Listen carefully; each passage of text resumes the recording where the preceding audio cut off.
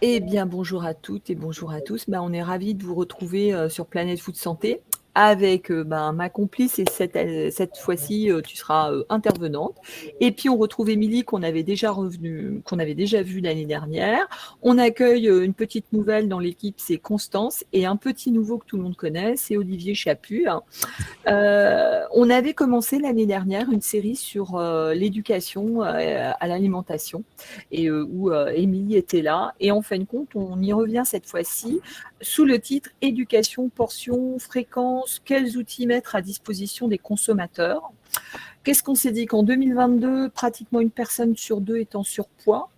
On sait qu'une partie des maladies chroniques pourrait être évitée, d'où l'urgence en fin de compte de remettre l'alimentation et la prévention au cœur de nos préoccupations.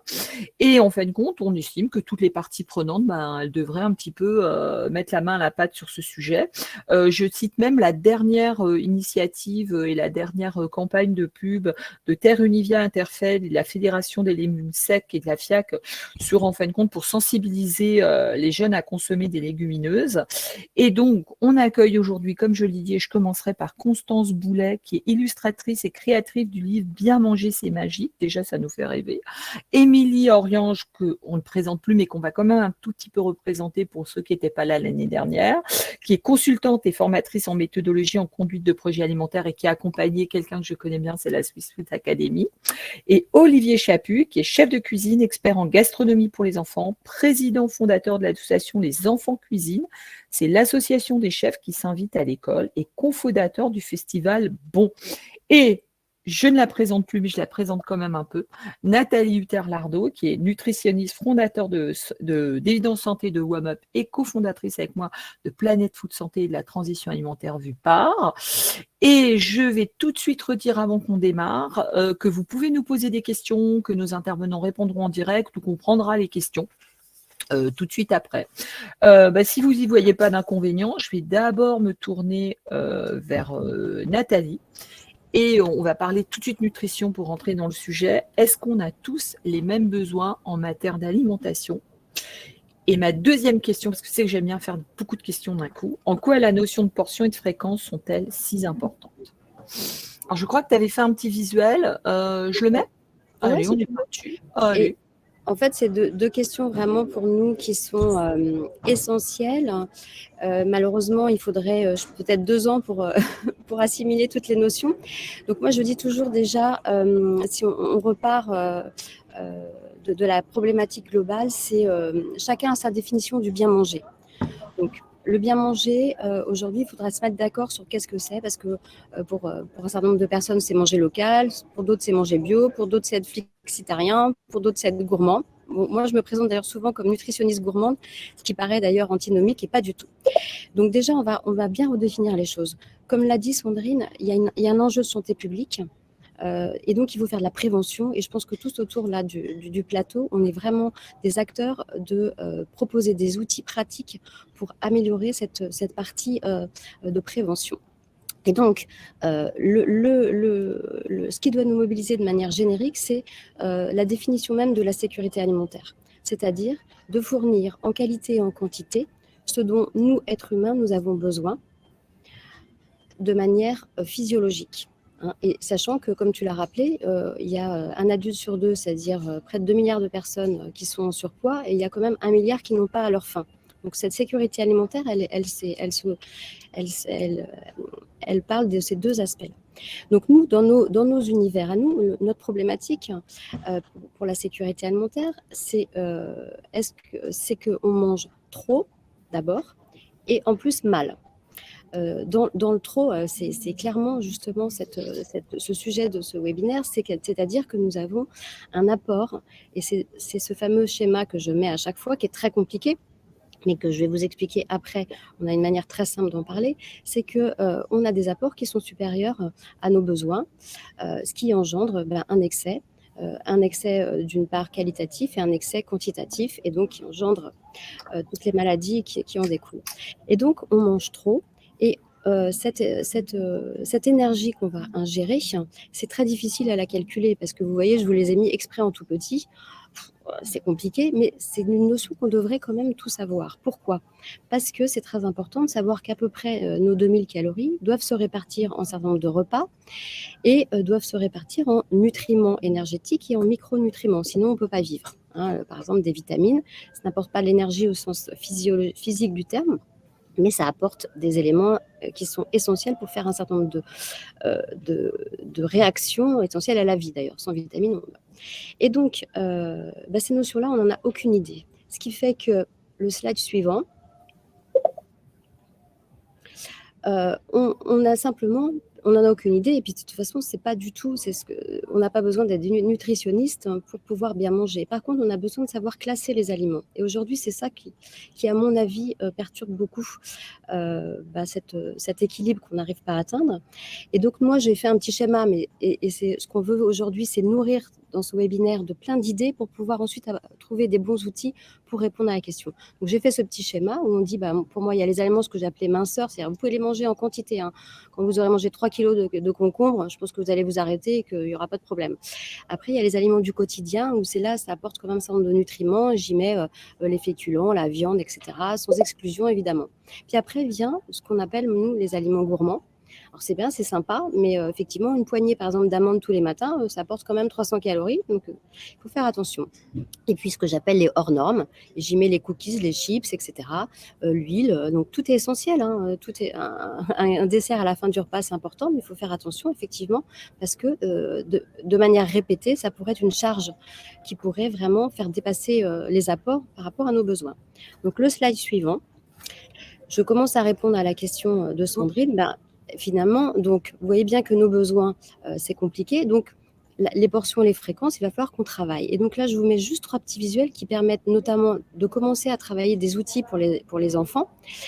Une pomme de 100 elle peut faire plus ou moins 100 grammes, mais je vous ai mis 100 grammes. Ça va apporter 50 calories. Par rapport aux 2000, vous voyez que on peut manger 3-4 pommes par jour, c'est pas un impact important.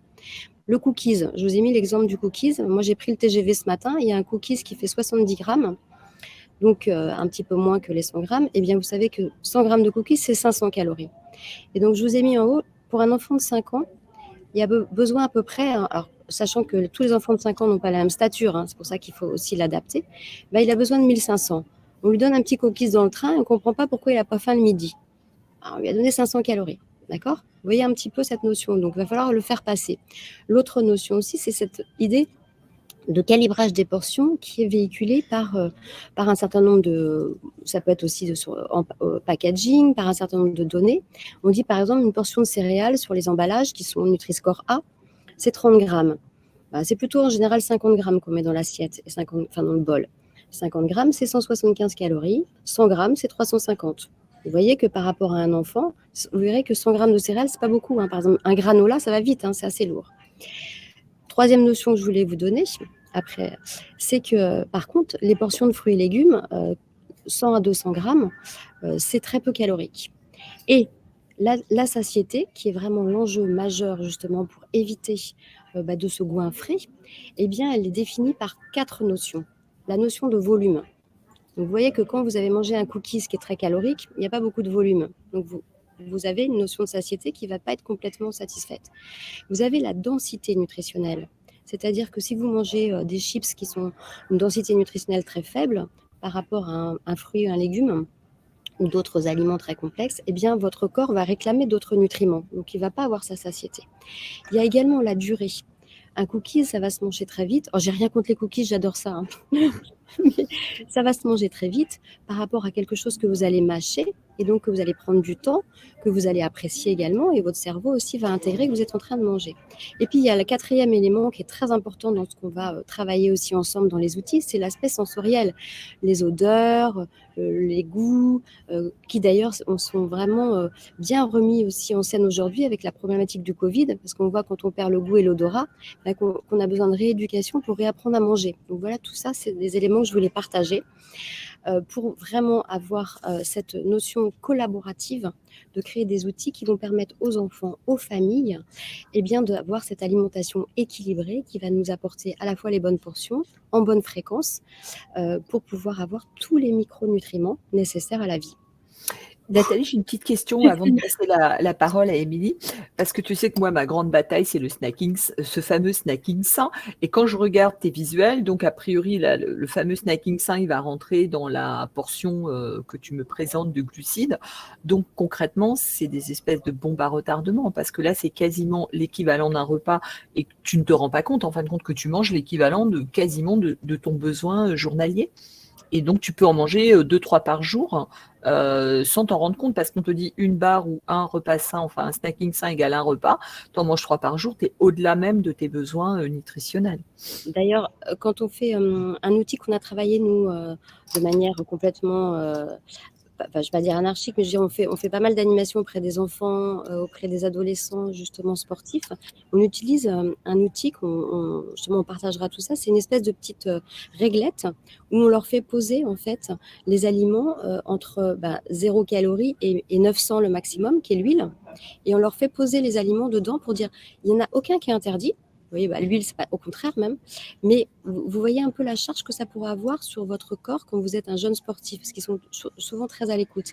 Et en fait, quand on leur demande de poser les aliments, eh bien, je vous assure que par exemple, tout ce qui est fruits secs, ils le posent généralement plutôt du côté des fruits et légumes, plutôt que du côté des aliments un peu gourmands. Et ça peut créer justement un certain nombre de confusions. Donc déjà, cette petite réglette, des fois, elle est toute simple, il n'y a rien d'interdit sur la réglette.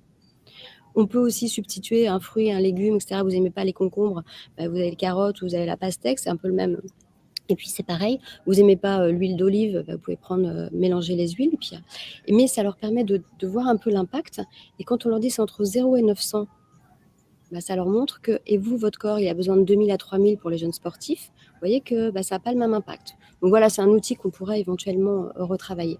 Mais tout ça pour dire que c'est quelque chose qui, à mon avis, moi, est prioritaire. Si on n'a pas travaillé sur les quantités, on ne pourra pas travailler sur le qualitatif. Et le qualitatif, c'est la répartition qui est nécessaire, et c'est vraiment tous les nutriments. C'est pas la peine après d'être avec une réglette pour savoir si on a son calcium, etc. Une fois qu'on aura les bonnes quantités dans la bonne fréquence, la bonne répartition, on n'a plus besoin de se poser de questions.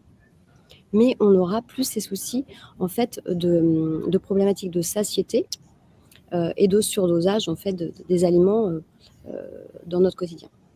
Merci Nathalie. On te retrouve tout à l'heure, mais je vais me tourner maintenant vers Émilie. Salut Émilie. Alors, nous, on sait que tu t'occupes beaucoup d'éducation alimentaire pour les enfants. On en avait déjà parlé l'année dernière. Est-ce que tu peux nous rappeler en quoi consiste l'éducation alimentaire, déjà? Oui, je pense que ça peut être intéressant. Alors, je vais partager mon écran avec vous rapidement. Hop, je vais enlever celui de Nathalie. Hop. Oui. Est-ce que c'est bon là? Vous l'avez sous les yeux avec moi? Yes, tu veux juste le mettre en mode voilà, présentateur et on est bon. Donc, je pense que ça peut être intéressant de replacer rapidement cette éducation alimentaire dans les 3 concepts de base en santé qui sont prévention, promotion et pédagogie alimentaire, ce que moi j'appelle les 3 P, puisque ils sont complémentaires et l'éducation alimentaire découle des 2 autres finalement. Donc, le premier concept, c'est des définitions de l'OMS. L'idée, c'est de se baser sur des sources fiables. La prévention, c'est quoi? Ça va être toute action qui va chercher soit à éviter, soit à réduire le nombre ou la gravité de maladies ou d'accidents. Donc, on est dans un principe de prévention, ce dont parlait tout à l'heure Nathalie. La promotion, là, on va être dans l'objectif d'un processus qui va permettre aux populations d'améliorer leur propre santé, d'être responsables de leur propre santé en leur donnant des moyens, d'un plus grand contrôle sur cette santé. Et ces moyens, c'est quoi? Finalement, c'est via l'éducation alimentaire et la pédagogie qu'on peut donner des moyens. C'est un ensemble d'activités, d'informations, d'éducation qui vont inciter les populations à vouloir ou à devenir en bonne santé, à savoir comment est-ce qu'on va réussir à s'y prendre. Donc, qu'est-ce qu'on va faire? On va leur donner des outils, des ressources, des savoirs, des savoir-faire. On va agir sur différents aspects pour que, à la fois individuellement, on puisse être en capacité d'agir, mais aussi collectivement, et ça c'est très important de replacer l'individu dans sa société, dans son environnement, parce qu'agir que sur l'individu, ça ne permet pas de faire évoluer les habitudes, soit pour conserver, préserver ou maintenir une bonne santé, et aussi avoir conscience qu'on peut avoir recours à une aide quand c'est nécessaire. Donc les leviers de l'éducation alimentaire, c'est quoi? C'est de donner les clés à l'individu pour qu'il s'approprie des connaissances, des compétences, pour qu'il devienne acteur, et ça c'est vraiment très important de replacer le consommateur l'individu en tant qu'acteur de sa propre alimentation. L'idée, c'est vraiment renforcer son pouvoir d'agir. Et pour ça, on va agir sur 3 éléments: les savoir-faire, les comportements fixes que je peux faire, les savoirs, les connaissances, et puis tout ce qui va être ce qu'on appelle les savoir-être, les attitudes, ce que je crois connaître sur un produit, le côté affectif, ce que j'aime, je n'aime pas, on va dire, et ma propension à agir en faveur de ma santé. Donc en fait, on a 5 clés stratégiques pour mettre en place une éducation pour l'alimentation et pour la santé, qui est favorable à la santé. C'est mettre l'individu et son groupe en tant qu'acteur au cœur du projet, passer toujours par ce qu'il sait faire, ses ressources, plutôt que par le biais des incapacités et des incompétences, se placer du côté de la cause, de l'origine du problème, plutôt que de n'être que dans le traitement des conséquences. C'est pour ça que ça se place vraiment dans un dispositif de prévention. Être à l'écoute des besoins, des attentes de son corps, d'être à l'écoute des besoins du public cible identifié. Et ça nous fait à nouveau référence à cette notion de portion, fréquence et besoin individuel. Et, très important, s'adresser aussi aux responsables et à ceux qui vont agir sur l'environnement, le collectif, par rapport à l'individu. Le fait est qu'il faut agir à la fois sur l'individu et à la fois sur son environnement. Voilà, pour cette partie-là, j'ai fait le tour, je pense, des constats de base. D'accord. Alors, peut-être que Nathalie ou Constance ou Olivier voulaient peut-être réagir à ce que vient de dire Émilie avant que je me tourne vers Olivier. Non, Nathalie, Olivier? Moi, juste, je trouve qu'Émilie, justement, on va créer un groupe projet. Donc, d'ailleurs, je fais appel à tous ceux qui nous écoutent. Si vous voulez nous rejoindre, on est vraiment en open source pour y trouver des outils. Je trouve que Émilie nous aide justement à bien classer ce qu'on est en train de faire pour pas que ce soit fouillis et qu'on soit bien dans la bonne démarche à chaque fois. Donc, elle va être un peu notre guide pour bien dire, voilà, nous, on a plein d'outils, mais est-ce qu'on est dans la partie éducation, promotion, à quoi ça peut servir? J'ai vu dans le chat quelqu'un qui a dit ce qu'on me répète souvent, ceux qui font bien, ils comptent pas les calories. Mais oui, bien sûr, d'ailleurs, je vous ai expliqué que ça sert à rien de compter les calories. Enfin, ça sert à rien, on peut le faire, mais ce que je veux dire, c'est pas la solution, parce que la preuve, aux États-Unis, il y a les calories sur tous les emballages, ça n'a jamais permis d'améliorer l'alimentation. Et en Angleterre, ça arrive très prochainement. Voilà, ce que je veux juste dire, qu'en complément de certains étiquetages sur l'emballage, que ce soit Nutri-Score ou autre, aujourd'hui, il y a une méconnaissance, en fait, du classement des aliments qui peut faire des erreurs. Donc, c'est essayer de redonner un peu des repères, simplement, des groupes d'aliments pour ceux qui ont un problème, ceux qui n'ont pas de surpoids, ceux qui se portent très bien, qui ont une énergie formidable, qui pensent qu'ils mangent bien, ils n'ont même pas à écouter ce qu'on est en train de faire. C'est pour ces 50%, c'est pour aussi ces jeunes qui sont aujourd'hui, suite d'ailleurs à la pandémie, ont moins bougé. J'en ai pas parlé, à chaque fois je le dis, c'est vraiment lié aussi à l'activité physique. C'est pour tous ceux qui ont un souci qu'on parle. Pour ceux qui font bien et qui n'ont pas de surpoids, changer et aller sur un autre plateau. Là, on parle pour justement améliorer. Donc effectivement, il ne faut pas compter les calories, c'est complètement stressant. Mais si ça peut permettre de classer une bonne fois pour toutes, moi je le vois quand on le fait avec des jeunes sportifs, on leur fait ça une bonne fois pour toutes et après, ils ont ça en tête en disant rien d'interdit, mais hop, tiens oui, je le mets dans quelle case? Pour savoir si je répète si je fais tous les matins cette même erreur, il y aura un problème. Si une fois par mois, je me lâche en faisant ce que j'ai fait hier soir, vin et fromage, voilà, c'est pas très grave. Ce que je veux dire, c'est tout le monde a des périodes gourmandes, mais il faut juste pas que ce soit répétitif, que ce soit avec des aliments qui ont peu de valeur nutritionnelle, parce que ça ferait double peine. Voilà un petit peu pour répondre aussi à la petite question que j'ai eue sur le chat. Avant de me tourner vers Olivier, et peut-être que plusieurs personnes pourront répondre, Christiane nous pose la question: comment les enfants de moins de 10 ans réagissent suite à vos interventions et quelles sont les améliorations que vous constatez? Alors, Olivier, Émilie, qui c'est qui s'y colle? Alors, moi j'en ai que. On fait essentiellement, moi, les sportifs, parce qu'on a une forte affinité, justement. Puis, alors, on le fait quand on est en localité, on est en Mayenne, hein, il y a beaucoup de sports, beaucoup de jeunes sportifs en Mayenne. Donc nous, on s'aperçoit que quand on fait des animations, moi ça dure en général une demi-heure, puis après on goûte ensemble. On leur montre que justement la nutrition, c'est pas culpabilisant. On fait un goûter et dans le goûter, je leur mets tout. Je vais acheter au Carrefour Market ou n'importe où à côté de tous les produits et je leur montre qu'il n'y a pas d'interdit. Là, si on avait envie de manger un gâteau, un cookie, etc., je leur montre que si effectivement ils veulent faire quelque chose d'un peu équilibré, répétitif, je les guide. Donc qu'est-ce qui ressort de là, de ces animations? On déculpabilise. On améliore la connaissance des aliments, c'est-à-dire qu'on leur fait on leur montre comment on lit une étiquette. On leur montre comment on associe les aliments les uns entre eux, comment on augmente la variété. Et ils sortent de là en disant « Ah, mais c'était chouette en fait, c'était pas chiant ». Parce qu'ils croyaient à venir à un cours de nutrition chiant avec des diététiciennes dogmatiques qui vont leur interdire tout et leur faire manger du pain complet avec… Non, bah, c'est pas du tout ça la nutrition. Donc voilà, ils ressortent. Donc moi, l'enjeu à chaque fois, c'est justement améliorer la connaissance, enlever la culpabilité et augmenter la variété. Et aussi savoir dire au secours, j'arrive pas. Et on leur apporte la bonne réponse. On a par exemple des jeunes femmes qui font beaucoup d'exclusion, des jeunes sportives, notamment par rapport au lait. Voilà, on leur répond aux questions en leur disant attention, d'exclusion de la viande. Voilà, des jeunes filles qui ne veulent plus manger de viande, etc. On leur dit bah voilà, mange un petit peu d'œuf si tu veux pas, etc. Voilà.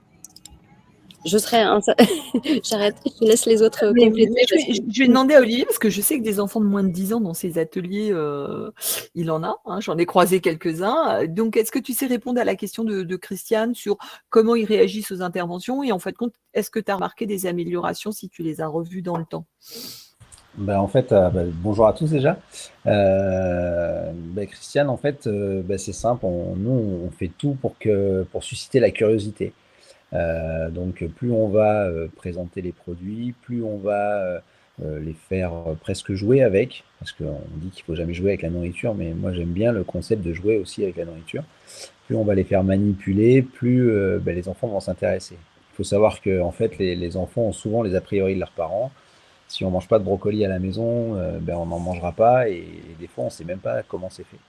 Donc du coup, nous on essaye en tous les cas, de les faire au maximum prendre conscience de ce qu'ils ont dans leur assiette et en leur montrant les produits bruts et en montrant toute la transformation qui va avec. Plus on va intéresser les enfants de comment ça pousse, d'où ça vient, plus on va présenter en tous les cas le produit, que ça soit végétal ou animal d'ailleurs, plus l'enfant va se l'approprier. Et donc, effectivement, nous, depuis 10 ans, on a pas mal d'améliorations de ce côté-là. Voilà, c'est la connaissance, en fait, c'est l'éducation qui fait qu'on arrive à les faire s'intéresser à une autre approche de l'alimentation. Alors du coup, tu me tends la perche, Olivier. C'est quoi la genèse des enfants cuisine? Ça vient comment cette idée-là? En fait, moi j'ai créé les enfants cuisine il y a 10 ans. Donc je suis chef de cuisine à la base et j'avais pas de menu enfant dans mon restaurant gastronomique et j'avais décidé que les enfants étaient suffisamment ouverts pour pouvoir manger exactement la même chose que les parents, à portion réduite. Donc pour attirer tout ça, j'ai fait portion, moitié prix, hein. C'était vraiment le slogan de ma carte parce que les enfants étaient fiers de manger la même chose que les parents. Ça angoissait plus les parents d'ailleurs parce qu'ils disaient oh là là, sur quoi on va rebondir s'il n'aime pas et tout ça, mais en règle générale ça marchait. Mais quand j'ai créé mon premier resto, il y a très longtemps maintenant, j'avais 26 ans, j'en avais 45, je vous laisse faire le calcul. Donc j'ai jamais eu de menu enfant. Et puis chemin faisant, je me suis dit c'est quand même bizarre à chaque fois qu'il y a des nouveaux produits dans les assiettes des enfants, ils me posent des questions, ils connaissent pas le produit. Alors ça pouvait être une fleur de courgette comme un aliment, un autre aliment, une légumineuse ou autre, hein. Ils connaissaient pas trop le produit. Et je me suis dit c'est quand même bizarre. Plus on avance, plus je vois des enfants qui sont complètement en rupture de ça. Il y avait de moins en moins de transmission dans les foyers, mais ça c'est vrai que Internet là-dessus nous a pas spécialement aidé, hein. Avant c'était plutôt le cahier de maman, mamie qui était transmis, on va dire dans les foyers avec la bonne tarte aux pommes et puis le bon sauté de bœuf du dimanche.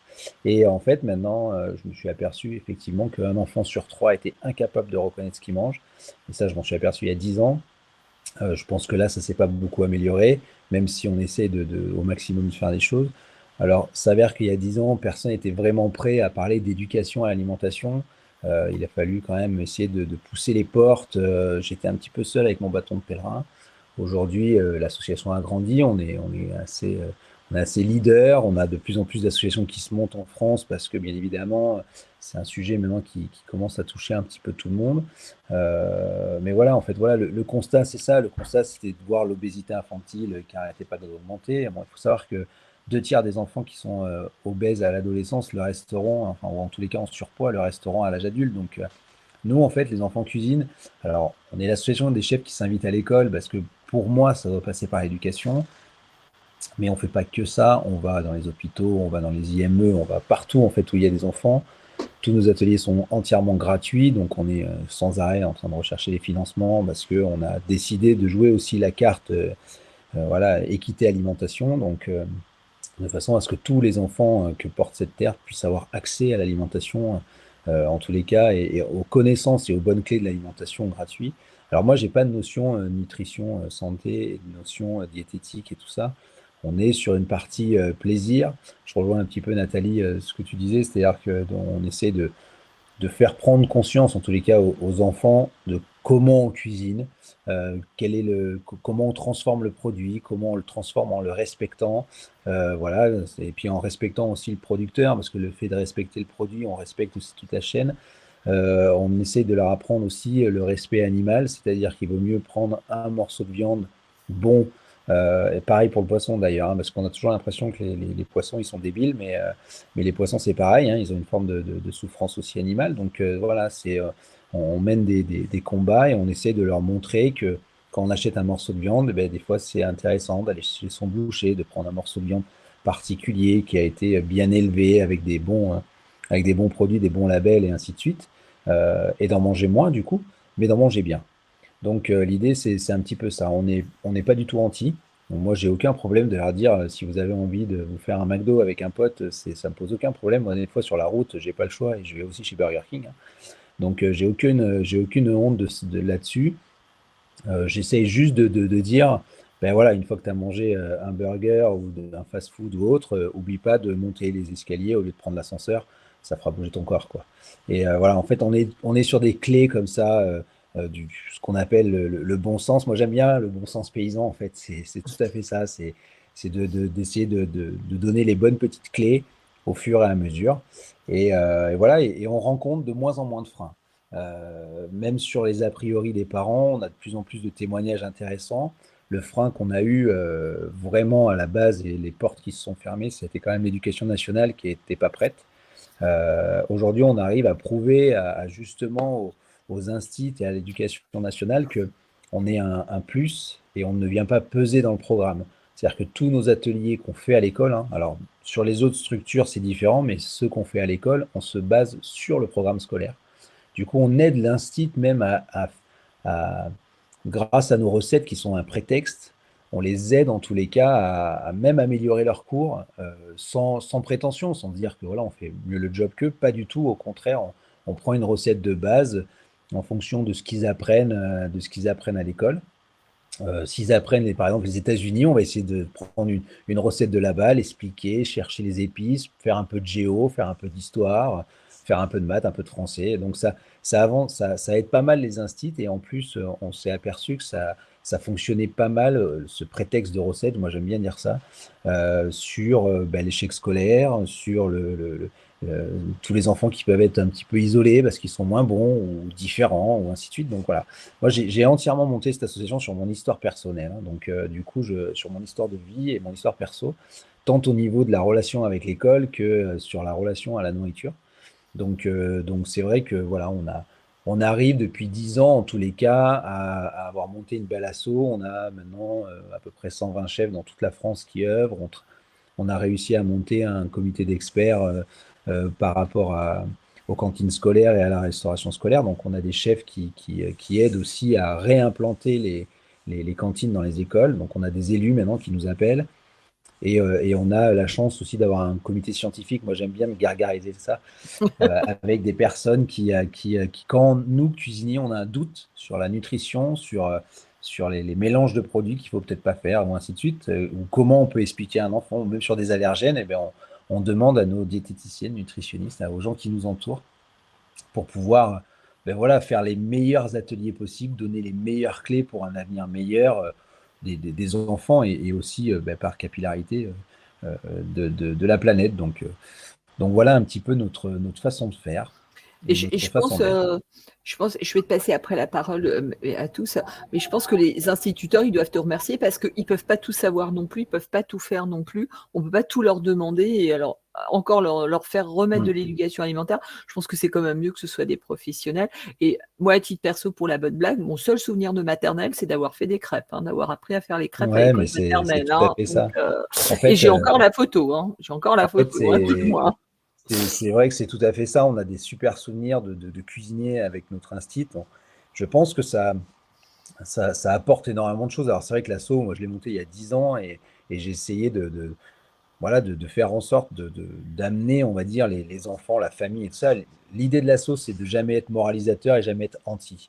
Et du coup, de se positionner en soutien. Donc, on va soutenir l'éducation nationale quelque part. On a nos clés, on a notre façon de faire, on a une équipe maintenant on s'est structuré depuis 10 ans. Alors, c'est vrai qu'en France, on a tendance à, dès qu'il y a un truc qui marche, à avoir plein de choses, plein d'associations, plein de business qui se montrent autour de ça. Moi, j'essaye d'ouvrir en tous les cas les portes des enfants cuisine, de faire rentrer tout le monde dans ce bateau-là, de dire voilà, on a une expérience de 10 ans, alors au lieu de monter d'autres structures, peut-être rejoignez-nous. J'ai beaucoup de questions aussi au niveau de l'adolescence, comment ça se passe, ainsi de suite. Donc c'est vrai que l'adolescence, c'est assez particulier, c'est un savoir-faire, une façon de leur parler, une façon d'amener les choses. Et puis il ne faut pas oublier qu'au niveau de l'adolescence et du monde étudiant, nous, par exemple, quand on fait des ateliers, on les apprend juste à être autonomes en fait. Dire ben voilà, comment cuire du riz, comment cuire des pâtes, comment cuire un légume, comment faire qu'il reste sain et bon en tous les cas. Et puis aussi, on leur apprend à pas toujours croire ce qu'on voit. Alors moi, je suis pas un grand adepte du Nutri-Score, par exemple, parce que je pense qu'il y a des choses qui ont des bons, enfin des bons Nutri-Score, d'autres qui ont des Nutri-Score un peu plus cachés et qui cachent des produits un peu ultra transformés. Donc, euh, donc j'ai eu la chance, moi, de pouvoir parler à Anthony Fardet, qui a fait un livre assez extraordinaire. D'ailleurs, à chaque fois que je peux en parler, j'en parle. Parce que moi, en tous les cas, en tant que chef de cuisine, ça m'a permis de comprendre énormément de choses sur les produits ultra transformés, justement. Et du coup, je m'amuse de temps en temps à regarder les produits ultra transformés avec un super Nutri-Score. Donc voilà, moi, je suis d'accord avec Nathalie, avec Émilie. Je pense que la meilleure façon de faire en sorte, enfin, de faire qu'on soit en meilleure santé ou en bonne santé, c'est de manger de tout, quantité raisonnable, et puis d'avoir conscience de ce qu'on a dans notre assiette. Et nous, c'est ce qu'on fait en tous les cas au niveau de l'éducation à l'alimentation et au niveau de l'association. En tous les cas, c'est de donner un maximum de clés aux enfants pour voilà, essayer de faire des adultes en bonne santé. On est juste une petite marche par rapport à ça et on est très humble là-dessus. Mais je suis fier de voir qu'en 10 ans, on a amené les meilleurs ouvriers de France avec nous dans notre bateau. On a tous les corps de métier qui sont représentés. On a les producteurs qui nous suivent. On a des industriels qui nous suivent aussi, qui ont envie de changer de mentalité, qui ont envie de changer les choses. Moi, je pense qu'on leur tape souvent sur le dos, mais il y a des industriels qui font énormément de travail là-dessus, du travail de fond. Moi, j'ai rencontré beaucoup d'indus et justement, notamment dans le lait, où ils aident pas mal à la transformation au niveau des producteurs. Alors moi, je fais mes propres enquêtes. Je gratte un petit peu partout, je discute. Le salon de l'agriculture, pour moi, c'est assez extraordinaire. Ça me permet d'avoir plein de choses en main. Voilà, et on travaille aussi en étroite collaboration avec quasiment toutes les interprofessions, que ça soit Interbev, enfin, le CNPO, le CIFOC, le CNIEL, les produits tripiers, enfin tout. Voilà, c'est pour vous dire que voilà, on travaille un peu avec tout ce monde-là pour pouvoir justement amener les meilleures clés aux enfants et surtout nous aussi comprendre. Parce que moi, je dis souvent qu'un chef de cuisine, ok, on a beau être un super dans un macaroné Michelin, dans une structure, avoir un restaurant magnifique, malheureusement, on ne maîtrise pas tout. Et la chose qu'on ne maîtrise pas, et ça c'est clair, c'est la nutrition. Moi, je prends souvent l'exemple de la crème anglaise. Il y a très longtemps, il y a une cinquantaine d'années, on mettait encore 250 grammes de sucre pour un litre de lait dans la crème anglaise. Aujourd'hui, on en met 80 grammes, quoi. Donc, bon, voilà, tout est dit quand on dit ça. Voilà, les choses évoluent, les référentiels évoluent au niveau de notre métier. Et c'est ce qui m'a donné envie, en tous les cas, de créer cet asso, parce que je pense que le corps enseignant, comme nous, professionnels des métiers de bouche, on a un véritable rôle à jouer pour les enfants, les futures générations, mais aussi la planète. Et si on arrive à faire prendre conscience de ça, voilà, aujourd'hui, si Michelin a mis l'étoile verte, c'est automatiquement qu'il y a une idée derrière et qu'il y a des choses à faire. Et je pense que nous, on a la chance d'apprendre à manger et on ne mourra pas de faim, en tous les cas, je pense, en tant que cuisinier, on a de la chance d'apprendre ça à l'école. Donc, bien sûr, c'est les écoles spécialisées, c'est les lycées hôteliers, mais on a la chance de l'apprendre. Donc, à nous de le transmettre et de soutenir les parents aussi. Et de leur dire, aujourd'hui, bien manger, ça coûte pas cher. Ce qui coûte cher, c'est de ne pas anticiper ses repas. Ce qui coûte cher, c'est d'aller choisir des mauvais produits. Ce qui coûte cher, c'est toujours ne pas avoir le temps, alors qu'aujourd'hui, faire un hachis parmentier, ça prend moins de temps de le faire que d'aller au magasin, de passer la caisse, de l'acheter, d'arriver, de le mettre dans son micro-ondes pour le faire dégeler, de le faire gratiner au four. Voilà, on a passé 3 quarts d'heure et en 3 quarts d'heure, on montre aux enfants qu'en une demi-heure, on a fait un hachis parmentier, quoi. Donc voilà un peu nos techniques. Bien, merci. Alors, je crois que Nathalie, Émilie et peut-être même Constance voulaient réagir. Peut-être Constance, tu voulais réagir aux propos d'Olivier? Non. Nathalie, tu voulais Ouais, réagir après il y avait Émilie. une précision. Justement, tu as abordé l'histoire des aliments ultra transformés. C'est ce qu'on voit beaucoup aussi dans les animations ou les sessions qu'on fait avec les. Il y a beaucoup de confusion. Donc, je pense qu'il faudra vraiment aussi pouvoir. Parce qu'en fait, il y a confusion entre aliments ultra transformés et aliments industriels. Donc, ça, c'est souvent vraiment une confusion, notamment même pour les adultes d'ailleurs. Donc, il faut bien re-hiérarchiser. Et ce webinaire, je voulais justement bien re-hiérarchiser. Il faudrait d'abord, avant de parler du qualitatif, il faut qu'on aide le côté quantitatif. Parce qu'effectivement, et c'est ce que j'ai voulu montrer dans le petit slide sur les 3 bols de céréales. Ces bols de céréales, ce sont des aliments éventuellement même ultra transformés, qui ont un Nutri-Score A. Et en plus, en termes de portions, ça n'aura pas du tout le même impact si on prend 30, 50 ou 100 grammes. Donc, on voit bien que tout est complémentaire. Donc, le Nutri-Score, bon, je suis un peu comme toi, Olivier. C'est bon, ok, c'est une information, mais c'est absolument pas suffisant et ça ne nous permettra jamais de mieux manger, puisque effectivement, il y aura les quantités derrière. On voit aux États-Unis, ça fait longtemps qu'ils ont les informations on pack, de savoir qu'une glace fait 2000 calories, voilà, ça ne change pas parce qu'on ne connaît pas nos besoins. Donc, le Nutri-Score, c'est une chose. Par contre, ça a permis de faire bouger les industriels en limitant un petit peu justement cet impact ultra transformé, qui est donc très bien. Donc, on faisait Clean Label, on va limiter un peu les ingrédients. Donc, tout le monde s'y retrouve. Mais il faut rajouter d'autres éléments. Et c'était ma question justement, Olivier. Dans toutes les animations, dans tous les modules d'éducation qui pour moi sont essentiels dès l'école, et ça résout aussi le problématique, par exemple pour les adolescentes, si on a commencé à leur en parler dès l'école, dès l'enfance, on évitera peut-être des situations à risque d'éviction quand elles retirent certains aliments. Est-ce que dans tes animations, tu as senti justement une méconnaissance de cette notion de portion? Parce qu'effectivement, c'est très ludique quand on redécouvre les aliments. Tout le monde adhère. Je trouve que les enfants, ils comprennent d'où viennent les aliments, comment on les met. Mais cette notion de quantité, je la trouve très souvent peu abordée. Et on la retrouve, nous, beaucoup chez les adolescents. C'est quoi la portion de pâtes? C'est quoi la portion de... Et on voit qu'ils n'ont pas de connaissances. Autant, voilà, quand ils ont eu des informations sur les aliments, ça va, c'est bien passé. Mais les portions... Alors, est-ce que tu as constaté ça, qu'il y a une information à calibrer, justement, c'est le cas de le dire? Oui, je pense. En fait, nous, on le transmet, enfin, en tous les cas, au niveau du grammage, surtout au niveau des choses sèches, hein, le riz, les pâtes et tout ça, on arrive à transmettre un grammage par portion. On le dit quand on fait la recette, on dit voilà, il faut tel ou tel gramme. Mais c'est des choses, encore une fois de plus, que nous, on a appris au lycée hôtelier. Donc, on transmet notre savoir. Je pense qu'on se trompe pas beaucoup.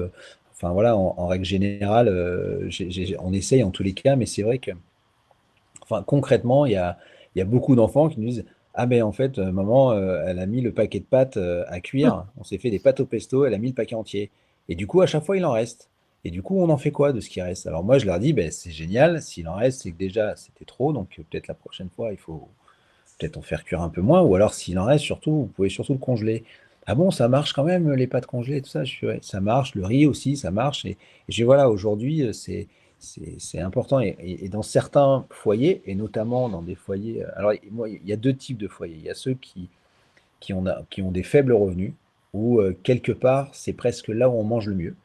Parce que moi, c'est ce que j'ai remarqué en tous les cas, hein, depuis 10 ans, parce que c'est des personnes qui font leurs courses de façon pragmatique, rationnelle, et voilà. Après, mais ceux-là, c'est ceux qui Et ont des faibles anti-gaspi, revenus, d'ailleurs. voilà, qui sont anti-gaspi. Ces personnes-là Et sont des personnes qui ont des faibles revenus, mais qui savent cuisiner. Ensuite, il y a ceux qui ont beaucoup de revenus et qui font manger. Alors là, je ne veux pas être moralisateur, mais c'est des choses qui arrivent, hein. Les enfants ne mangent pas à table avec leurs parents et souvent ils mangent avant ou après, devant un plateau télé, un yaourt avec un bol de cornflakes, hein, pour vous la faire courte. Donc ça n'arrive pas tout le temps, mais ça arrive. Dans des foyers, on mange énormément de plats préparés et souvent c'est les revenus qui sont un peu plus forts, où il y a beaucoup de plats préparés. Euh, donc là, c'est vrai qu'il y a aussi un autre problème. La pire situation qu'on puisse avoir, c'est des personnes qui ont des faibles revenus et qui ne savent pas cuisiner.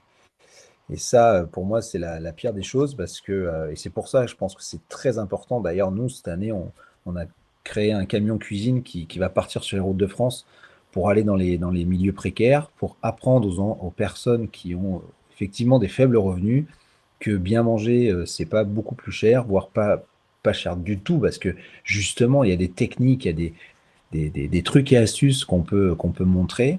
Et c'est vrai que ne serait-ce qu'à apprendre aux personnes que quand il nous reste des choses, notamment un pain en sauce, on peut le congeler. Que pour le dégeler, ben, il faut le mettre 24 heures au frigo à l'avance. Le riz, c'est pareil, ainsi de suite. Voilà, tous ces petits trucs et astuces que nous, on utilise parce que faut être honnête, hein, un chef de cuisine, son art, c'est quand même l'art d'accommoder les restes, de rien jeter et de faire attention que voilà, on soit anti-gaspi au maximum. Et c'est pour ça que la relation avec la portion, elle est très compliquée à faire intégrer parce que généralement, le on ne va pas jeter devient dramatique. Le on ne va pas jeter, ça veut dire qu'on finit ce qu'il y a dans le plat. Parce qu'on ne sait pas qu'on peut le transformer, on ne sait pas qu'on peut, je sais pas, moi je dis souvent, votre meilleur ami, c'est la feuille de brique et le rouleau de pâte feuilletée. Parce qu'une fois qu'il reste un petit peu de poulet rôti ou, je sais pas moi, des dés de feta, de l'apéro, enfin plein de choses, on peut faire des tartes fines à plein de trucs, on peut faire des briques à plein de trucs. Donc une viande en sauce, on peut l'émietter et faire des samosas avec. Donc voilà, Il y a un super livre d'Estérel, d'ailleurs je me permets qui a fait un livre sur la cuisine des restes qui est super, mais je suis complètement en face et ça me fait penser qu'on n'en a pas parlé depuis le début, on a parlé des enfants, etc. Et les étudiants, il y a une vraie problématique aussi, ça on en reparlera, de leur créer un peu d'une espèce de kit de survie de l'étudiant, parce qu'ils regardent énormément le prix, c'est-à-dire qu'ils sont vraiment focus sur le coût et là, ils ont d'autres envies. Donc on en reparlera aussi, mais je pense que là on a vu que ça a été quand même sur cette phase là, sur ce qu'on vient de vivre depuis 2 ans, les étudiants ils ont bien malheureusement ils ont été un peu livrés à eux-mêmes. Ouais. Et je pense que c'est assez dramatique. Et là, c'est vrai que moi, pour le coup, j'ai appelé énormément de collègues et de professions. Je sais que sur Rungis, il y a eu énormément de travail de fait, hein. Stéphane Layani a vraiment travaillé là-dessus, avec les banques alimentaires, avec tout ça. Ça a été un travail formidable. Voilà, je pense qu'il y a des choses à faire. En tous les cas, une chose est sûre, c'est que autour d'une bonne table, bien sûr, on parle pas de religion ni de politique, et on parle pas de tout ça, mais autour d'une bonne table, je pense que cette fois-ci, on a enfin appris la solidarité.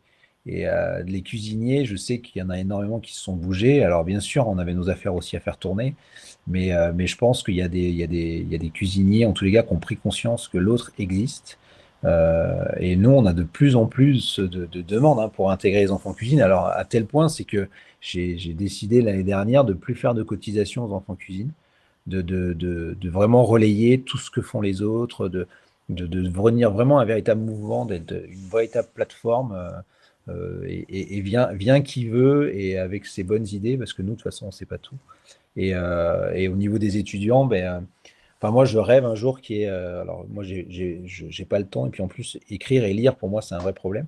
Mais, mais je rêve qu'un jour, on fasse comme dans certains pays où il existe le cahier de vie.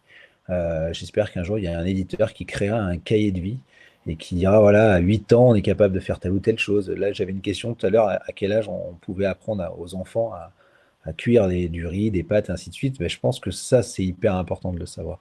Moi, voilà, à 4-5 ans, on peut faire des gâteaux, mais à 6, 7, 8 ans, on peut commencer à faire cuire des pâtes, du riz, on peut commencer à. C'est comme tout d'ailleurs, hein, faire son lit, débarrasser la table, voilà.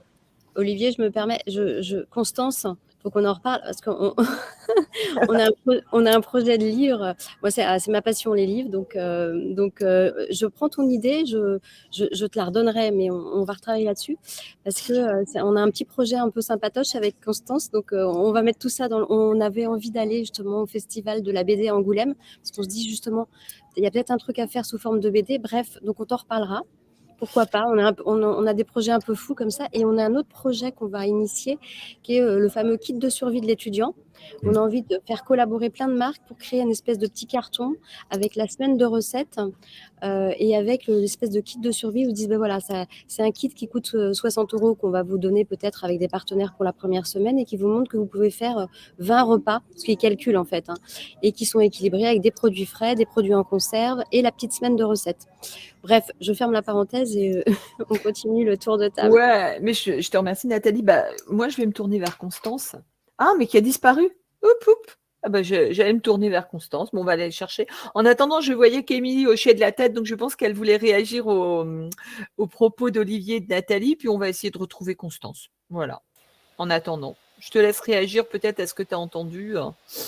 Bah, je partage complètement. Enfin, on s'est déjà croisé avec Olivier et puis on partage exactement les mêmes valeurs. Enfin, là-dessus, tout ce qu'il a pu dire, enfin, c'est ce qu'il faut faire. Enfin, ça fait partie des bonnes pratiques pour faire une éducation à l'alimentation qui servent à quelque chose. Et puis, cette histoire de bon sens, enfin, voilà, cultivons le bon sens, ça c'est vraiment important. Mais pour revenir effectivement à cette notion de portion, dans tous les projets que j'ai pu suivre, c'est une notion qui passe souvent au second plan, c'est-à-dire qu'on passe sur le ludique, on transmet des connaissances, on transmet des compétences, mais cette notion de portion est souvent transmise naturellement, mais sans en parler. En tout cas, chez les plus petits. Et effectivement, ça pourrait être intéressant de réapprendre à mettre l'accent dessus. Moi, je vois bien les projets que je suis, on parle d'alimentation, pas de nutrition, finalement. Moi, je travaille plutôt sur l'alimentation au sens large, mais c'est vrai que cette nutrition est peut-être moins transmise concrètement, enfin sans le dire en fait. On le fait sans le dire. Et comme beaucoup de choses d'ailleurs sur l'alimentation durable aussi, on le fait et on transmet des choses sans le dire. C'est vrai que le fait de ne pas le verbaliser, c'est peut-être pas conscientisé du coup. Et là, il y a des choses à faire aussi là-dessus, je pense, qui pourraient être intéressantes. Merci, Émilie. Maintenant, je me tourne vers Constance qui est revenue vers nous. Alors déjà, est-ce que vous pouvez nous parler de ce livret pédagogique qui s'appelle Bien manger, c'est magique, donc c'est déjà magnifique, déjà ça, qui a été développé en partenariat avec le Lactopole, Constance? Alors, il a été développé en partenariat avec la fondation du Lactopole, pas avec le Lactopole même, et avec l'équipe du musée qu'il y a au Lactopole.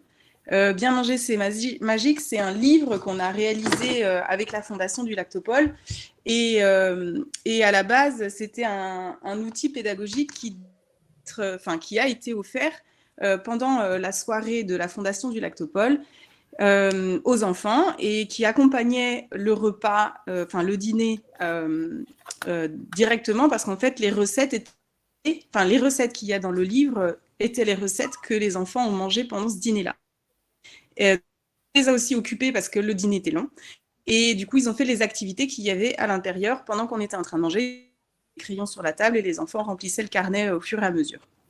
Et le livre était distribué aux enfants du Lactopole qui viennent visiter le musée. Voilà. Si jamais je ne suis pas claire, vous me coupez. Non, Constance. Go, voilà. Go. Donc le livre, l'objectif, il avait c'était de promouvoir à manger et donc de le défendre. Et ça passe notamment autour de, donc, bien sûr, l'alimentation, mais il y avait aussi les valeurs qui entourent l'alimentation. Donc ça, c'est plutôt pour après. Excuse-moi. Je vais le mettre maintenant. Donc, les valeurs qui entourent l'alimentation, c'est les valeurs de partage, intergénérationnel aussi. Par exemple, c'est la grand-mère qui va apprendre à faire une tarte aux pommes ou le papa qui va faire un gâteau au chocolat à ses enfants. C'est des valeurs de culture, savoir d'où viennent les fromages, comment naît le fruit. Voilà. C'est de l'échange aussi. Quand on partage un repas, on est tous ensemble autour d'une même table. Et tout à l'heure, Olivier, tu disais, des fois, il y a des enfants qui mangent tout seuls devant la télé. Eh bien là, je trouve que c'est pas une erreur en soi. Moi, je le fais aussi des fois, mais du coup, il y a quand même cette notion d'échange autour d'un bon repas. Souvent, c'est peut-être même le petit déjeuner où voilà, chacun arrive et on mange et on commence la journée tous ensemble. Voilà. Il y a l'idée de partage, d'écoute et aussi l'idée de créativité. C'est-à-dire que quand on fait à manger, il faut être un peu créatif. C'est un art. Et donc, ce livre-là, il avait cet objectif-là, c'était à la fois de parler d'alimentation et à la fois de défendre des valeurs. Mon rôle à moi, dans ce métier-là, c'était d'inventer des jeux qui puissent parler à la fois de l'alimentation et à la fois des valeurs, et d'inventer aussi des petites BD. À chaque fois, il y a des petits passages il y a 4 chapitres dans le livre, et donc il y avait 4 petites BD pour accompagner le livre. Pourquoi ? Parce qu'on a différents profils d'enfants. Il va y avoir des enfants qui sont lecteurs, donc ils vont plus aller vers les BD. Il y a des enfants qui vont plutôt être joueurs, donc ils vont plutôt aller vers les jeux. Et des enfants qui sont plutôt manuels, et eux, ils allaient plutôt vers les petits autocollants, parce que le livre était accompagné d'autocollants, et du coup, ils allaient aller découper les petits autocollants et les coller dans le livre. Et le but, c'était que par le biais d'activités, les enfants puissent découvrir les aliments et les notions du bien manger. Donc, il y avait des jeux comme jeux de différence, le labyrinthe, enfin, tous les jeux qu'on fait quand on a des petits livres d'activités. Pour enrichir le propos, on avait ajouté aussi sur quelques pages des le sais-tu, donc une petite ampoule. Et puis, il y avait une petite annotation, par exemple, comment naît le fruit, par exemple. Voilà. C'était vraiment adapté aux 6-10 ans, mais ce qui était assez amusant pendant le repas, c'est que les parents, en fait, faisaient le livre avec les enfants. Et ils feuilletaient un peu n'importe comment. Et de toute façon, le but, c'était pas que ce soit suivi, voilà, vraiment. Mais ils retrouvaient les recettes qu'on était en train de manger, nous. Et voilà. Donc ça, c'est pour le livre. Je ne sais pas si vous avez des questions. Ouais, moi, je voulais juste repréciser, je trouve que Constance, dans ce livre qu'on a eu le plaisir de découvrir, ça mélangeait justement ce que tu disais aussi, Olivier. Ça montre que la cuisine, c'est quelque chose qui va nous rassembler. Et je dis toujours qu'il ne faut pas s'opposer. Donc ça nous rassemble et ça va rassembler l'éducation nationale. Moi, quand je fais mes animations pour les ados, je leur dis, en cours de SVT en 5e, vous avez appris ça et ça va vous servir à recalculer les kilojoules, etc. Donc en fait, on voit bien que la cuisine, c'est ce qui sert à... Je donne toujours cet exemple. Quand j'invite quelqu'un chez moi, je ne dis pas, viens, passe. Je lui dis, viens prendre un thé, viens prendre un café, viens prendre un dessert. Donc c'est le lien. Et en fait, cette cuisine, elle va nous permettre de faire passer toutes les notions, justement, les valeurs. Et c'est ça que j'ai bien aimé dans le livre que Constance aussi a co-réalisé, c'est que les valeurs, c'est-à-dire d'écoute, un repas, on s'éduque au cours d'un repas. On va écouter l'autre, on va mettre la table, on va être propre, on va pas en foutre partout. Enfin, il y a plein de notions.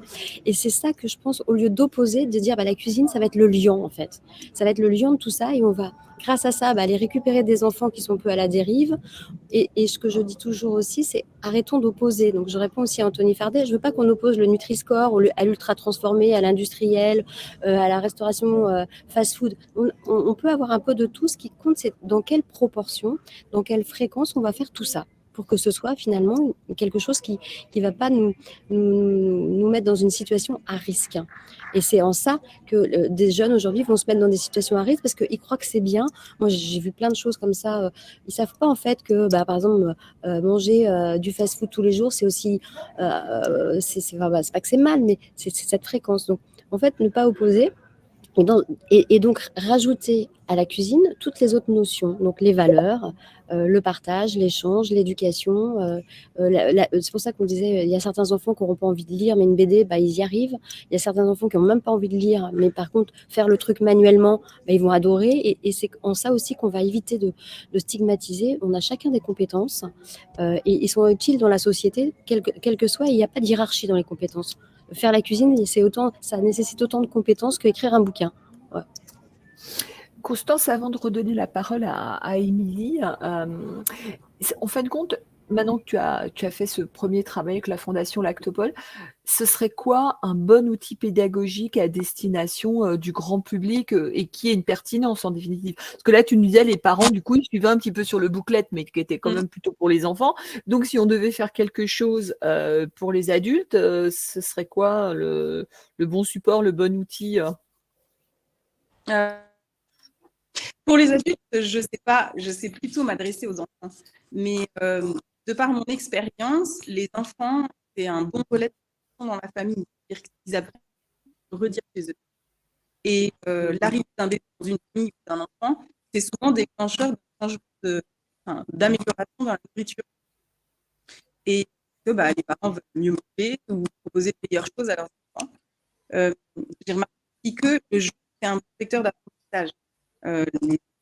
Ils apprennent un jeu, ils vont en parler forcément à leurs parents. Et le livre, avec des images ou des activités, c'est assez motivant pour l'enfant. Et je reste sur l'idée que la parole, c'est bien, mais on retient aussi beaucoup les images. Donc moi, de mon côté, j'ai réfléchi justement à la notion de portion et de fréquence. Et pour moi, il faut s'adresser aux parents. Il faut aussi s'adresser aux enfants. Et pour moi, il faut inventer un jeu. Ça passera par le jeu, en tout cas de mon point de vue.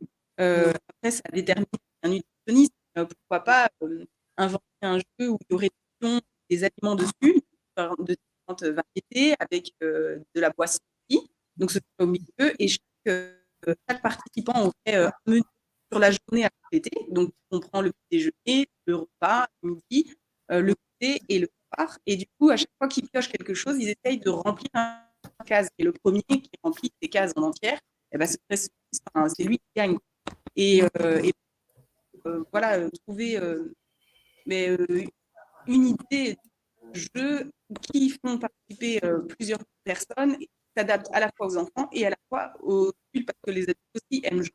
Et on joue avec nos enfants, et les enfants jouent avec eux. Donc, pour moi, ça passe par le jeu.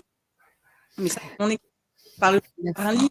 Dans le chat, il y a quelqu'un qui parle du Nutrissimo de l'Institut Pasteur.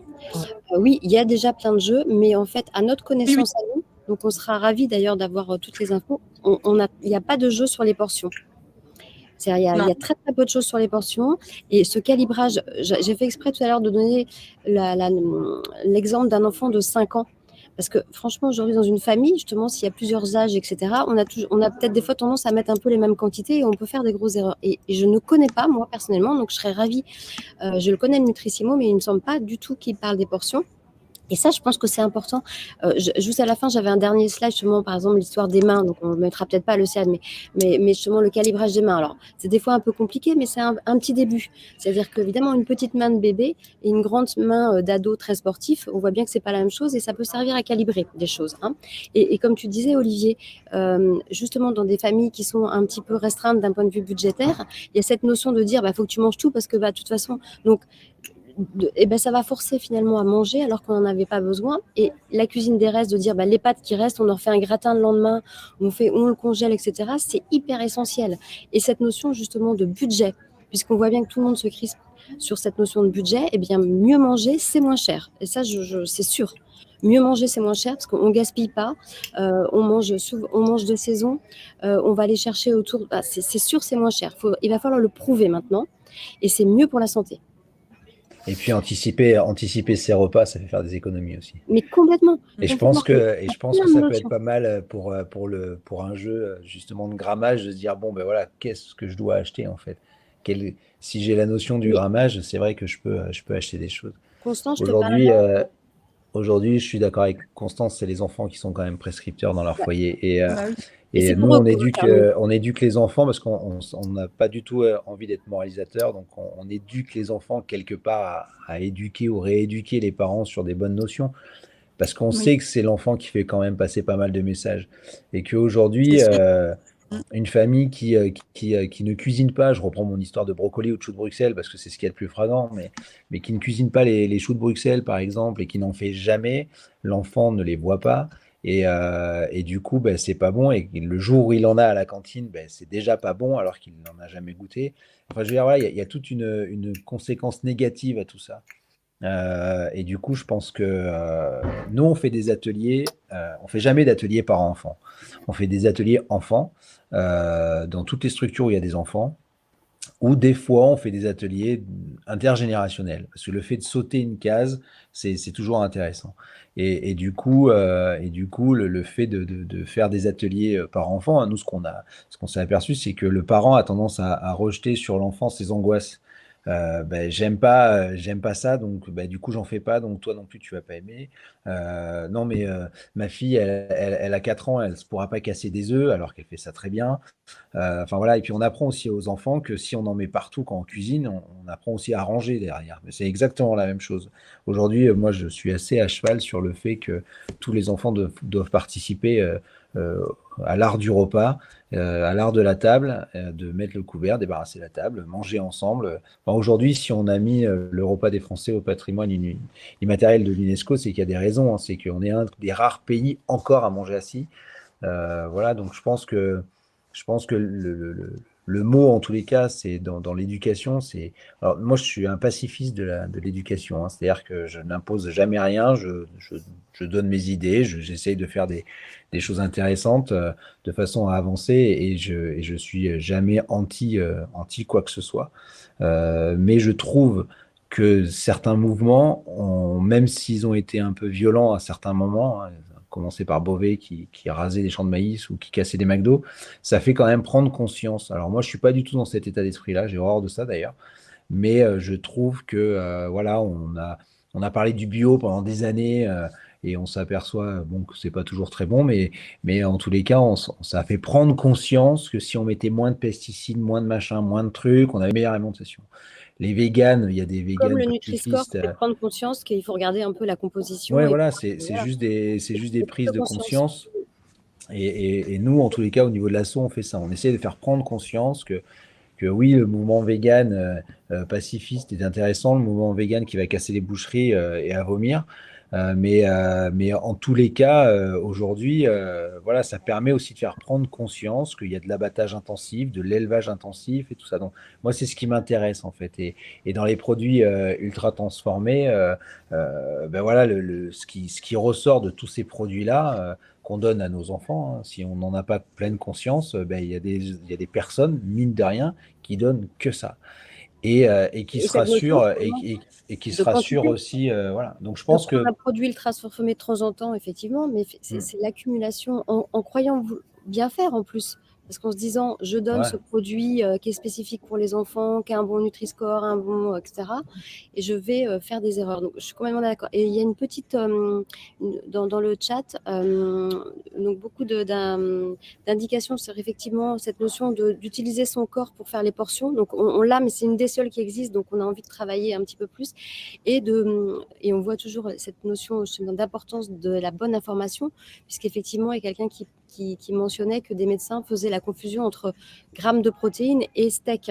Donc, il donnait mm, voilà, bon, donc on voit bien que même les médecins, d'ailleurs, je ne pense pas que ce soit le rôle d'un médecin d'éduquer sur l'alimentation. Pour moi, un médecin, on est malade, on n'est pas malade quand on est gourmand. Moi, j'ai toujours dit ça. Pour moi, le rôle d'un médecin, c'est effectivement quand on est malade, et c'est à l'école de nous éduquer, pour moi, et justement en utilisant toutes les notions.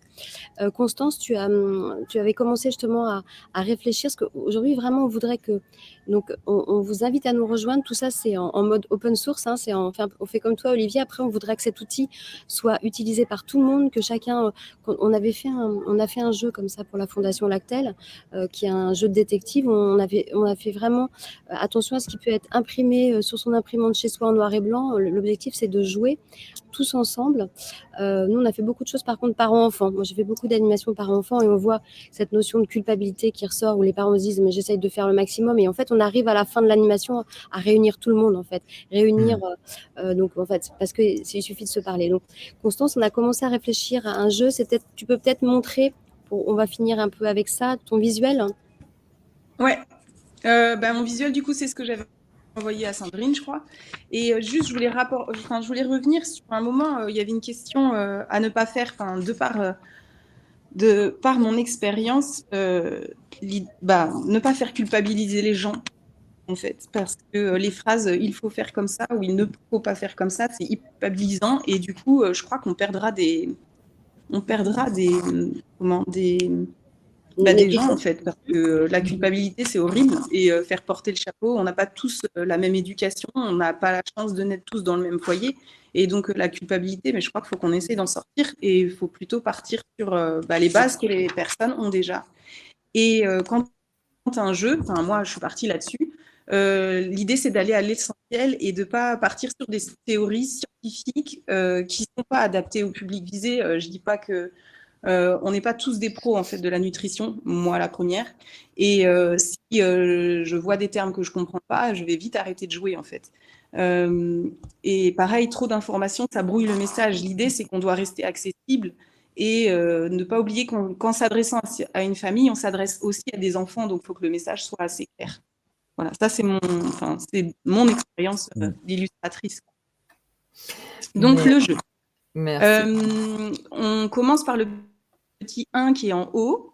C'est quelque chose auquel j'ai réfléchi, mais je ne sais pas si c'est exact, correct ou quoi. De toute façon, c'est juste une idée. Donc l'idée, c'est que ça peut jouer de 1 à 7 joueurs. On a des plateaux, donc c'est ce que vous avez de représenter un petit carré, et les joueurs ont des petits pions, donc ils en ont 7. Au milieu, on a les pions à piocher, et on en pioche au départ 7. Et l'idée, c'est que donc le plateau, le but, c'est de compléter avant l'adversaire son plateau de jeu. Donc on a, par exemple, il s'appelle lundi, mon plateau à moi, et le joueur qui est en face de moi, il y a mardi, et forcément, il y a tous les jours de la semaine. C'est pour ça que ça peut aller jusqu'à 7 joueurs. Ce sera un jeu un peu collaboratif, vous me voyez déjà arriver, c'est-à-dire que le premier qui remplit lundi, il a fini lundi avec ses repas, et du coup, lundi, mardi, mercredi, jeudi, vendredi, on pourra tous les assembler, on aura les repas de la semaine. Et c'est quoi? C'est qu'une fois que l'adversaire il complète son plateau, le joueur pose ses lignes quand elle est entière devant lui. Vous me dites si ça va trop vite ou pas, ou si c'est pas clair. Non, mais ça et montre donc l'idée, c'est que... Comment? Non, l'idée, c'est effectivement que tu montres un exemple et qu'après, on puisse repartir dessus pour travailler tous ensemble. Oui, ok. Donc, pour compléter la ligne, le joueur peut choisir soit de piocher dans la pioche au milieu des plateaux, soit il peut piquer, évidemment, à l'adversaire. Ce qui est drôle, c'est justement le jeu de stratégie. Et donc, il choisit de reprendre à l'adversaire. Et une fois qu'il a sa ligne du matin qui complète, donc moi, pour le matin, donc j'avais mis lundi matin au petit 2, là. Pour le lundi matin, donc j'ai mis, je sais pas, là, c'est les nutritionnistes qui... Enfin, voilà, c'est pas mon métier, donc je sais pas, féculent plus verre de lait. Une fois que l'enfant a ça, et ben hop, il pose féculent plus verre de lait, il a rempli son matin. Donc Juste on passe au petit 3.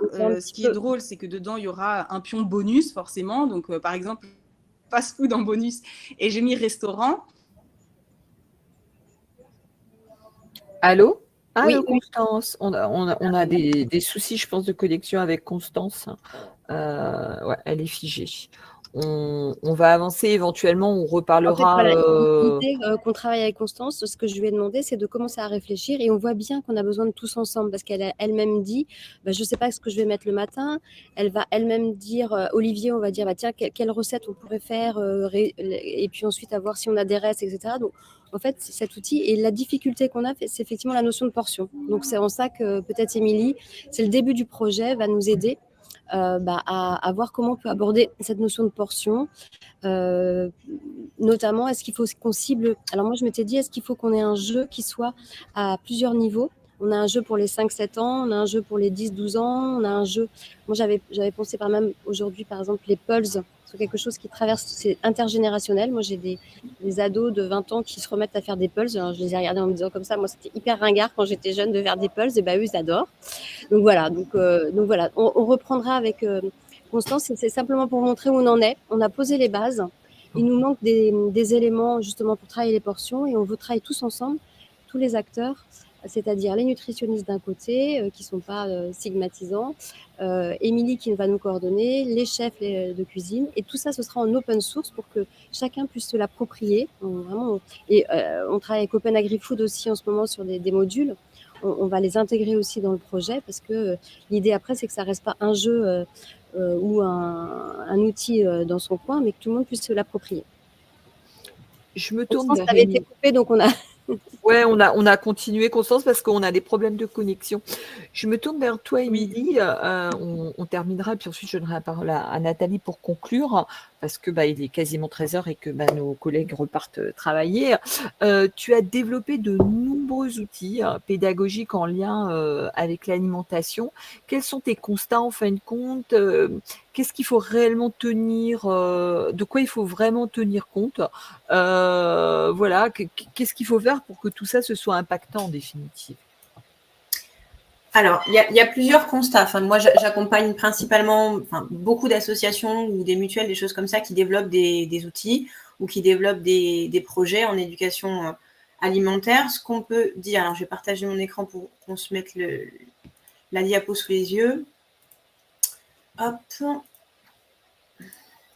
Alors, les constats. Globalement, pour faire très simple, on se rend compte que transmettre de l'information ou de la connaissance, même sous forme d'un outil ou d'un jeu ludique, c'est pas suffisant en soi si on veut être vraiment dans une volonté d'impact et dans une volonté de faire évoluer les habitudes ou les comportements en termes de consommation alimentaire.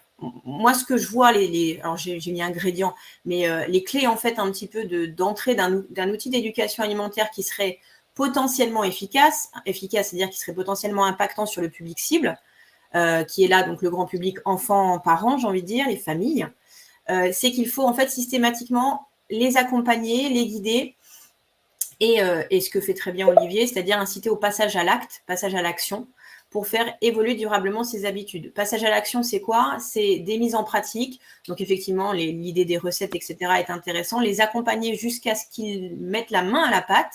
Et ce qui est hyper important aujourd'hui, c'est de rester connecté au quotidien des bénéficiaires, au quotidien des publics cibles qu'on veut atteindre, au plus près de leurs problématiques, au plus près du terrain, au plus près de leur vie, en fait. L'idée, c'est pas, et vous l'avez déjà dit, de calquer des théories scientifiques qui seraient complètement déconnectées et qui ne fonctionneraient pas du tout. Et c'est ce que fait principalement la santé aujourd'hui, c'est ce qui fait qu'on a peu d'impact et qu'on n'arrive pas à faire évoluer les habitudes alimentaires, c'est qu'on ne part pas des besoins et des problématiques des publics cibles.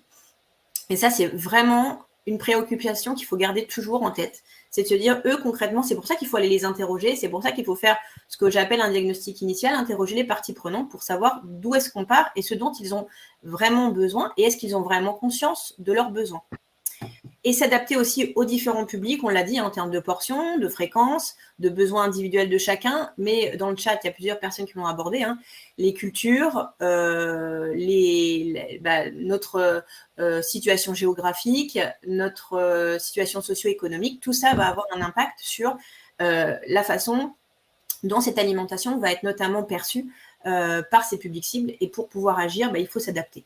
Et un outil qui se veut atteindre tous les publics, qui n'est pas ciblé, pour moi, est un outil qui est peu efficace de façon globale. Donc, la problématique terrain, ce qui fait que moi, je suis là aujourd'hui, c'est pour apporter une démarche méthodologique, ce que j'appelle une démarche qualité, pour que on arrive à produire des projets ou des outils d'éducation alimentaire qui soient documentés, accompagnés, structurés et qu'on peut évaluer et ensuite promouvoir. Aujourd'hui, sur le terrain, je constate que globalement, les projets ou les outils qui sont développés ne sont pas évalués, ne sont pas structurés, ne sont pas toujours formalisés d'ailleurs.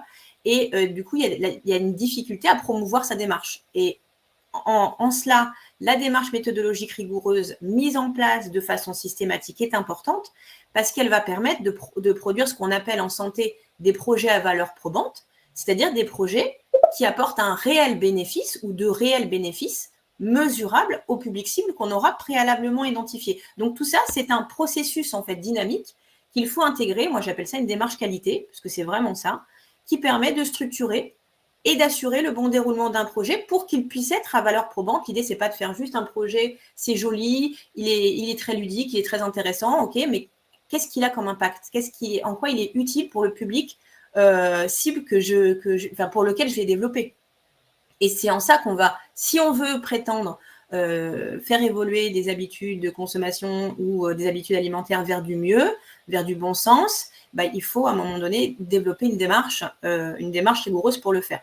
Un projet à valeur probante, c'est quoi? C'est un projet qui va être basé sur différents types de données, on l'a dit, des données scientifiques, oui, bien sûr, c'est très important, interdisciplinaires, très important aussi, on ne reste pas avec un seul prisme. L'idée, c'est d'avoir vraiment cette vision très holistique d'un projet d'éducation alimentaire. Donc, on va en sciences de l'éduc, on va en socio de l'alimentation, on va en comportement du consommateur et on fait une revue de littérature complète sur les savoirs expérientiels comme celui d'Olivier ou d'autres structures qui ont les mains dans le cambouis, qui sont sur le terrain, qui constatent, eux, en direct tous les jours les besoins des publics, leur façon de percevoir les projets, etc. Et ça, c'est un vivier de données ultra important. D'où l'intérêt de capitaliser ces projets-là et de les formaliser pour ensuite pouvoir partager et être vraiment dans un partage de bonnes pratiques. Et aujourd'hui, il faut que toutes les structures arrivent à faire ce partage de bonnes pratiques pour qu'on avance ensemble et qu'on construise une vision commune de ce qu'est cette éducation à l'alimentation. Et ensuite, tout ce qui va être recommandations, avis et synthèse, tout ce qui va être les rapports des ministères de l'alimentation, de la santé ou de l'éducation nationale qui travaillent ensemble et qui nous produisent en fait des recommandations très bien structurées qu'il faut suivre si on veut déjà agir sur l'individu et agir sur la société, agir sur l'environnement pour pouvoir mettre en place un projet d'éducation alimentaire qui atteigne l'objectif qu'on s'est fixé. D'accord ? D'où l'intérêt de passer par différentes étapes de la méthodologie de projet d'éducation alimentaire. Une phase de diagnostic initial très, très, très importante, de savoir d'où est-ce qu'on part, qu'est-ce que les autres font déjà, qu'est-ce que l'on connaît, toutes ces données-là qu'il faut qu'on récolte pour pouvoir avoir des bases solides et définir les objectifs qu'on veut atteindre. Qu'est-ce qu'on va vouloir faire concrètement, des objectifs SMART, qui soient mesurables, qui soient chiffrés, qui soient atteignables, qui soient ambitieux. Voilà, donc il faut d'abord poser le cadre et ensuite formaliser les actions, l'organisation, la planification, comment est-ce qu'on va structurer cet outil, comment est-ce qu'on va structurer ce projet, comment on va s'entourer avec les bons partenaires pour avoir cette vision qui ne soit pas que nutrition, et c'est exactement l'idée dans laquelle on est aujourd'hui, mettre les bons acteurs autour de la table pour avoir un esprit critique vis-à-vis de l'outil qu'on va développer. Et ensuite, tout ça doit être évalué. On doit pouvoir se dire, OK, une fois que je vais l'avoir mis en place, cet outil, comment je vais savoir à quoi il sert, comment est-ce qu'il est utilisé concrètement par les publics cibles, etc. Donc, un protocole d'évaluation qui va nous permettre de récolter des données pour promouvoir notre action et pour faire en sorte que cet outil, que ce jeu soit adopté par le plus grand nombre. Voilà. Merci, Émilie. Il y a une question que je voulais prendre. Nathalie, tu réponds en direct à Anthony ou tu voulais qu'on prenne la question, hein? Tu lui réponds en direct? Je vais le répondre là. En fait, je D'accord. pense que le problème des portions, c'est pas qu'un problème d'aliments industriels ultra transformés. C'est jamais, pour moi, c'est jamais une seule réponse. C'est pas que ça. Il y a ça, mais il n'y a pas que ça. Voilà. Donc c'est juste c'est d'où l'intérêt du projet qu'on veut faire avec Émilie, c'est de prendre toutes les problématiques des parties prenantes qui ne sont pas uniques. Il n'y a pas que les industriels, il n'y a pas que les ultra transformés. On peut faire. Moi j'ai toujours, on peut manger trop, qu'on mange 3 étoiles ou 0 étoile. Voilà. On aura quand même mangé trop. Voilà. Et après, se rajoute le problème qualitatif. Donc, ce que tu disais, Olivier, moi, je constate aussi, je pense qu'on mange bien quand on est super éduqué et au contraire, quand on a quelques soucis. En fait, c'est les deux cibles. Au milieu, un peu, c'est le gros bazar pour moi. C'est-à-dire que c'est un peu open source, tout le monde fait un peu ce qu'il veut. Donc, quand c'est l'argent qui régit notre alimentation, on fait attention, on regarde ce qui est vraiment utile. Et quand on en a beaucoup, on connaît un peu, on a une certaine éducation qui fait qu'on a lu beaucoup de livres, etc. Bon, puis au milieu. Donc voilà, c'est simplement ce que je voulais dire, c'est qu'on a besoin, et c'est pour ça qu'on dans ce projet-là, on fait appel à Émilie. On est vraiment ravis d'avoir Émilie dans ce projet-là pour justement nous guider. On regarde bien ce qui existe. C'est pas peine de refaire ce qui marche, faisons-le. On regarde ce qui existe. On voudrait peut-être même créer un site où on mettra tout le monde. Voilà, allez chercher les outils. Vous avez besoin de faire, je sais pas, une formation à des jeunes ados sportifs. Et tiens, il y a un outil qui marche. Vous avez besoin de faire, etc. Donc, on voudrait mettre ça, et je pense que ça à disposition aussi ça marche très bien de l'éducation parce qu'ils sont très ouverts justement, tout le scolaire à aller chercher des outils utiles. Nous, on voit le jeu qu'on a fait, Petit Détective là pour Lactel, il a été plébiscité dans les musées des sciences. En fait, dans toutes les animations, et ça marche très bien.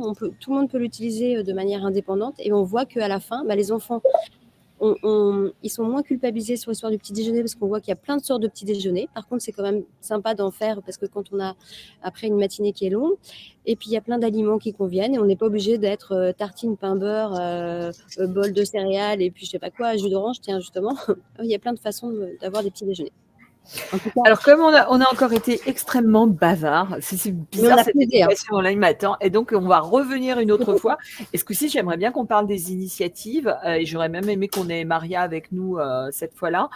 Parce qu'avant de se quitter, j'aimerais demander un petit mot de conclusion à chacun. Olivier, Constance, Émilie et Nathalie. Et puis, on va se donner rendez-vous ensuite pour le mois prochain. Olivier, allez, comme tu es le seul homme, on te donne la parole en premier. On est comme ça. J'ai du mal à trouver un homme, enfin, c'était dur. Il n'y a pas ton son, Il Olivier. n'y a pas ton son, Olivier. Olivier, ton son. Voilà. Hop, le Tac, son, ça y est, voilà. là, il y a mon son.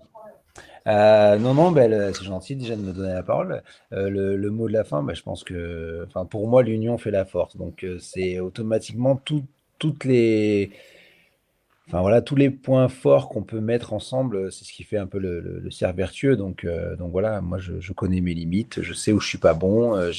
Voilà, je pense que c'est important en tous les cas et de partager, de travailler avec un maximum de personnes. Et c'est un peu ce qu'on fait au sein de l'association. C'est-à-dire qu'on se rapproche des gens qui savent et on partage de ce qu'on sait de façon à monter en collégial et monter en puissance et d'amener aux enfants voilà, un maximum de cartes. Voilà, sans être, encore une fois de plus, sans être anti, en essayant d'avoir une bonne ouverture d'esprit.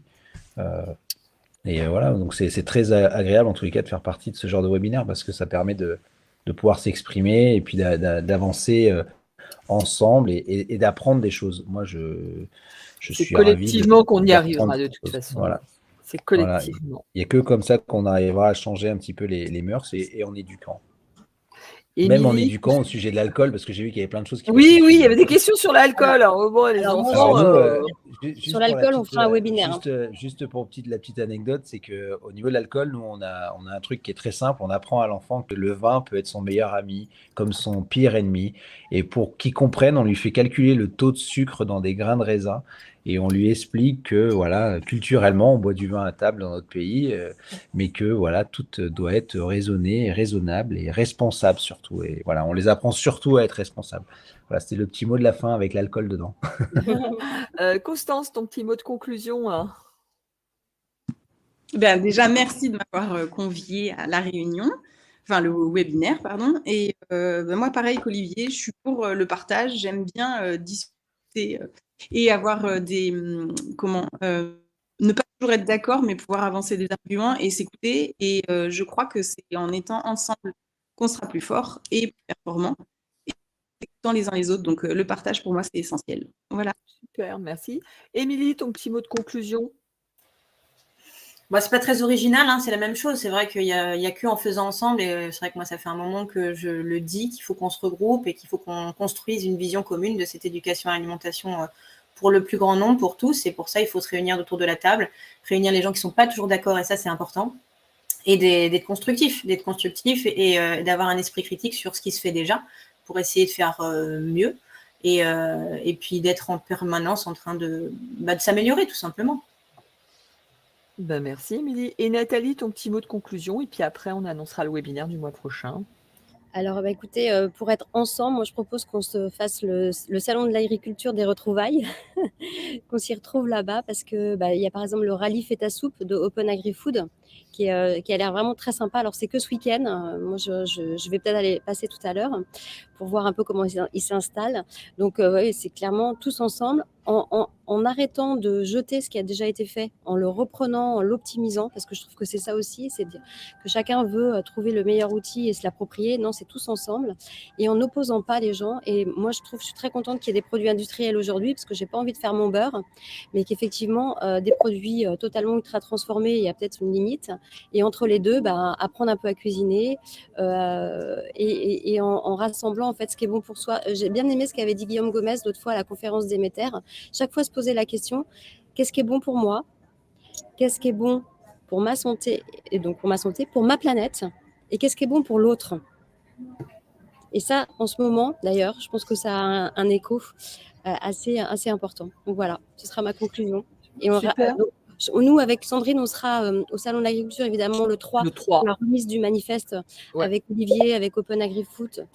Et avec Émilie, on y sera dans la pensée. On y sera dans la pensée avec Émilie. Donc, c'est le jeudi 3, je pense qu'on pourra tous se retrouver pour que vraiment on soit en force, pour montrer au ministre qu'il faut vraiment ces modules d'éducation à l'école. Bye bye. Super. Je remercie déjà à tous et à toutes d'être restés. Mais comme d'habitude, dès qu'on parle d'éducation alimentaire, on dérape. Le prochain, ce sera sûrement sur les initiatives parce qu'il faut vraiment qu'on en parle. On se retrouve le mois prochain et on va parler de manger en mobilité, c'est-à-dire le déjeuner du midi en nomadisme. Voilà, nomadisme, snacking, sain, pas sain. Enfin voilà, ce sera manger en mobilité au mois de mars. Très rapidement, on va communiquer sur les réseaux sociaux. En attendant, je vous souhaite un bon appétit à tous. À tout bientôt. Merci en tout cas d'être venus. Merci Olivier, Constance et Émilie. Bisous. Et Nathalie. Et rendez-vous au salon de la grille. C'est pour être la fête. Replay sur YouTube. Sur YouTube, donc vous pouvez regarder. Dans l'après-midi, le replay sur YouTube. Ciao. Merci à tous. Au revoir. Bon appétit. Merci à vous aussi. Au revoir.